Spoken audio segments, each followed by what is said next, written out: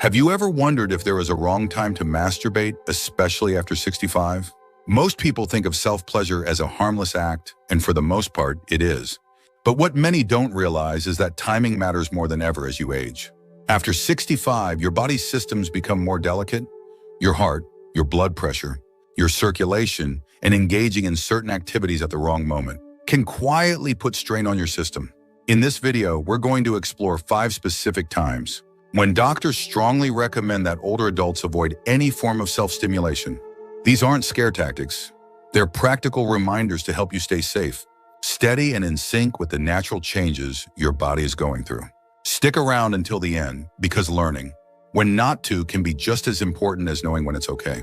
And making small adjustments now could protect your energy, your clarity, and even your long-term health. Let's begin. Number 1, during blood pressure spikes. You might not always feel it happening, but even in the calm of your own home, your blood pressure can surge, triggered by stress, a poor night's sleep, dehydration, or even certain medications. And when that happens, engaging in any activity that naturally increases. Heart rate or physical tension can push your system past a safe limit. For people over 65, blood vessels are not as elastic as they once were. The heart works a little harder. The margin for error shrinks. And during a spike, especially when you don't notice, you may be one breath, one heartbeat away from dizziness, nausea, or worse. The concern isn't just discomfort, it's risk. Any exertion during these elevated moments can strain the arteries, increase the workload on your heart, and potentially trigger an arrhythmia, or in rare cases, a cardiac event. I remember a story about a man named Leon, 76. He had just finished watching a tense news segment and felt worked up, though he didn't fully realize how much. He went to take a shower, decided to unwind privately, and within minutes, felt a tightness in his chest that forced him to sit. His blood pressure was unusually high, and his doctor later said he'd narrowly avoided a more serious event. This doesn't mean you have to track every heartbeat or live in fear, but if you know you've been under stress, or if you've been diagnosed with hypertension, it's wise to check in with your body first. Do you feel flushed? Do your hands feel shaky or your head cloudy? Is your pulse unusually strong or fast? If so, wait. Hydrate. Breathe deeply for a few minutes. Let your system settle before any physical stimulation. A calm body handles stimulation better. It knows what to do, when to do it, and how to return to rest without overreacting. Number 2, right after eating. It might seem harmless. You've finished a comforting meal, you feel relaxed, and the house is quiet. But engaging in any kind of physical exertion, especially the kind that elevates heart rate, right after eating may pose unexpected risks for older adults. Here's why. After a meal, your body directs a significant portion of blood flow toward digestion. That means your heart and brain momentarily receive less oxygen-rich blood, especially if the meal was large or high in fat. In someone over 65 whose circulation may already be a bit slower, or whose arteries are narrower than they used to be, this shift can create a temporary mismatch between what your body needs and what it's able to deliver. Now, when you add physical activity of any kind on top of that, your body suddenly has to split its resources. It's digesting, it's pumping, it's adjusting pressure and heart rate at the same time. And that's where symptoms can arise. Some people feel dizzy. Others feel lightheaded, foggy, or flushed. There was a man named Gerald, 74, who always had a light breakfast, followed by a quiet moment alone to relax before starting his day. But one morning he skipped his usual pause and went straight into a physically exertive routine.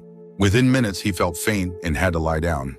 His doctor later explained that his blood pressure had dropped too suddenly because his body was still working to digest breakfast.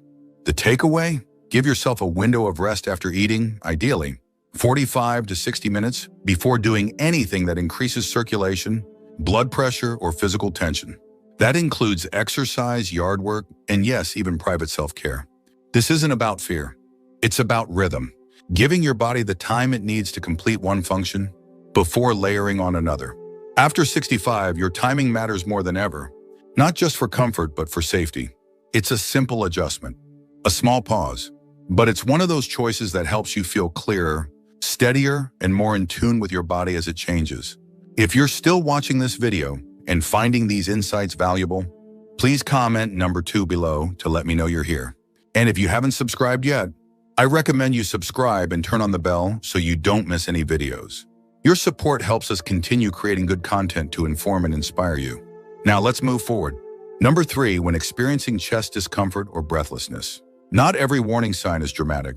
In fact, some of the most important ones show up quietly. A subtle tightness in your chest, a short breath while walking across the room, or a sense of fatigue that doesn't match your activity level. And yet, this is when many people try to push through or distract themselves. But after 65, those small signs are your body's way of saying not now.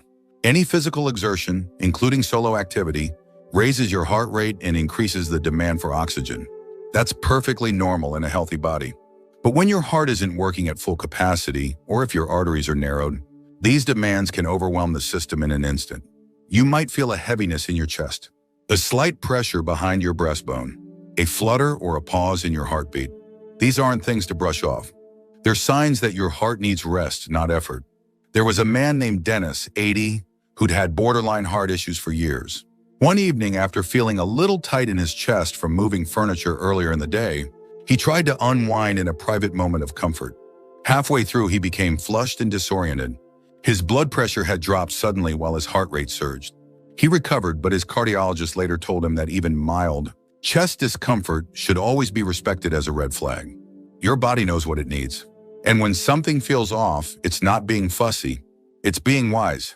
At this stage in life, learning to listen to subtle cues can mean the difference between a peaceful evening and an urgent one. Chest discomfort, shortness of breath, unusual fatigue, these are signals to pause, not push.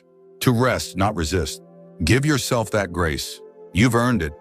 There's no prize for forcing your way through discomfort, but there is peace in knowing you took care of yourself before things escalated.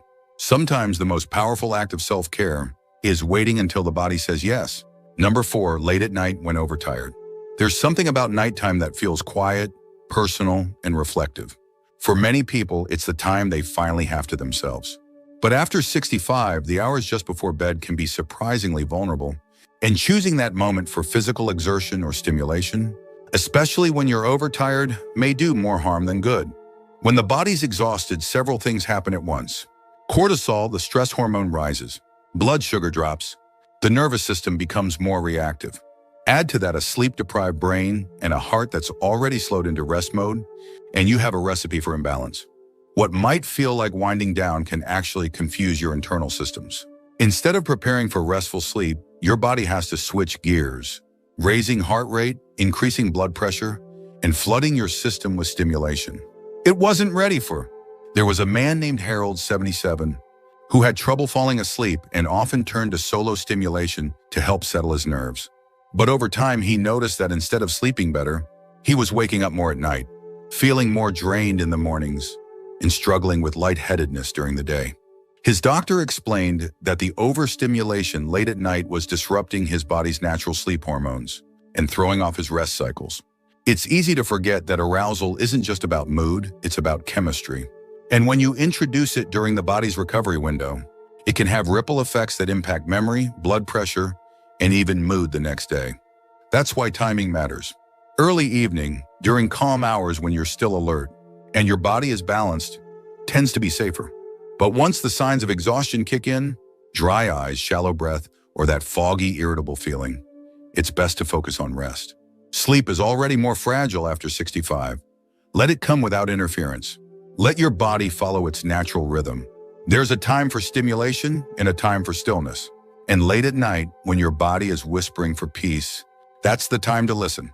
If you're still watching this video and finding these insights valuable, please comment number 4 below to let me know you're here. And if you haven't subscribed yet, I recommend you subscribe and turn on the bell so you don't miss any videos. Your support helps us continue creating good content to inform and inspire you. Now let's move forward. Number 5, during recovery from illness or surgery. When you're on the mend, whether from the flu, a recent fall, or even something more serious like surgery, it's natural to crave normalcy, to want to return to routines that feel familiar. But one of the most overlooked times to avoid any form of physical exertion, including self-stimulation, is during the body's recovery phase.